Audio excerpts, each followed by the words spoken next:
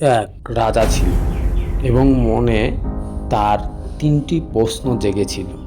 সেই প্রশ্ন তিনটি হলো: প্রথম, যে কোনো কাজ শুরু করার সঠিক সময় কোনটি হতে পারে? সঠিক মানুষ কারা?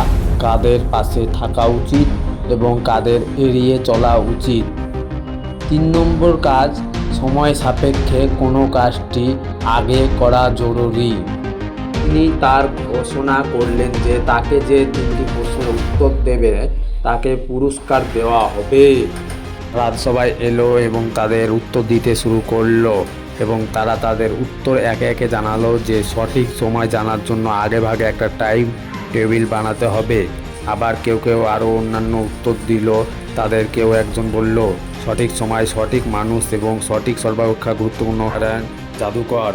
এসব উত্তর পাওয়ার পর তিনি তাতে সন্তুষ্ট হননি এবং একজন সাধু ছিল। তিনি তার জ্ঞানের জন্য প্রসিদ্ধ ছিলেন। তিনি ছদ্মবেশে সাধুর কাছে গেলেন। তিনি সাধারণ মানুষ ছাড়া কারোর সাথে কথা বলেন না, দেখা করেন না। সেই সময় সাধুটি ফুল গাছ লাগানোর জন্য মাটি খুঁড়ছিল। তখন তার প্রশ্ন তিনটি করলেন, কিন্তু তিনি কোনো উত্তর পেলেন না। তার জন্য তিনি তাকে মাটি খোঁড়ার জন্য তাকে সাহায্য করতে পারে এরকম প্রস্তাব দিল এবং সে প্রস্তাব গ্রহণ করলো। এ আবার তার প্রশ্ন করলো, কিন্তু সে আবার উত্তর পেল না। তখন বনের মধ্যে থেকে একজন ছুটে আসছিল আহত অবস্থায় এবং সে সেখানে শুয়ে পড়ল।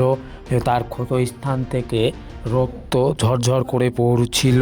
তখন তার ক্ষত স্থানটাকে পরিষ্কার করে তাতে ব্যান্ডেজ করে দিচ্ছিল এবং তাকে তুলে নিয়ে গিয়ে সেই সাধুর কুটিরে শোয়ালো। ব্যক্তি সুস্থ হওয়ার পর যারকে সব খুলে বলে দিল।